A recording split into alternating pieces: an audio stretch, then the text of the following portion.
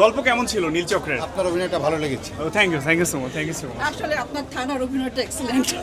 Thank you so much, thank you. আমরা এখন দর্শকের অনুভূতি জানবো। আসুন শুনে নেই, আপনাদের কেমন লেগেছে নীলচক্র? ভালো লেগেছে। আমি মনে করছিলাম আমার ছেলেকে নিয়ে আসলে ভালো হতো। Thank you so much, thank you so much. গল্প কেমন ছিল নীলচক্রের? আপনার অভিনয়টা ভালো লেগেছে। Thank you so much, thank you so much. আসলে আপনার থানার অভিনয়টা excellent. Thank you so much, thank you. কেমন লেগেছে নীলচক্র? আপনার ভালো লাগছে ভাই? Thank you so much. Average ছিল। আপনার কাছে কেমন লেগেছে? খুবই বোরিং ছিল। এরকম আশা করি নাই। আমি টিজার দেখে আসছি, বাট আমার আহামরি লাগে না, মানে ওর থেকে আরো বেটার কিছু আশা জি করছি। জি জি, থ্যাংক ইউ সো মাচ।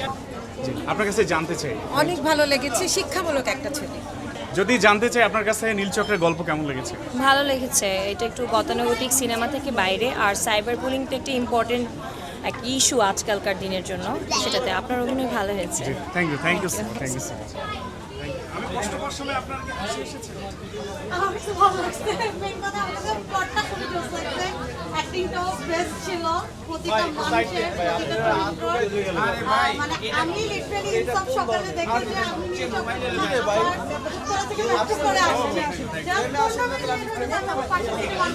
আচ্ছা কি চলে গেছে, কিছু কি বাকি আছিল আরো একটা, বাট মানে অস্থির যেরকম রিলেটেড মুভি আমরা আরো চাই।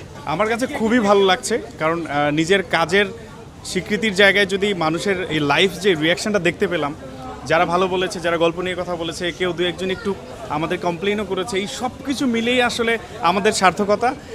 আমরা চাইবো সবাই দলে বলে সবাই সিনেমা দেখুন, শুধু নীলচক্রই না, তাণ্ডব চলছে, এশা মার্ডার চলছে, উৎসব চলছে, প্রত্যেকটা সিনেমা সবাই দেখুন এবং আপনারা কথা বলুন। আজকে সিনেমার যদি অডিয়েন্স বেড়ে যায়, ইন ফিউচারে আমরা এরকম আরও ভালো ভালো সিনেমা বানাতে পারবো।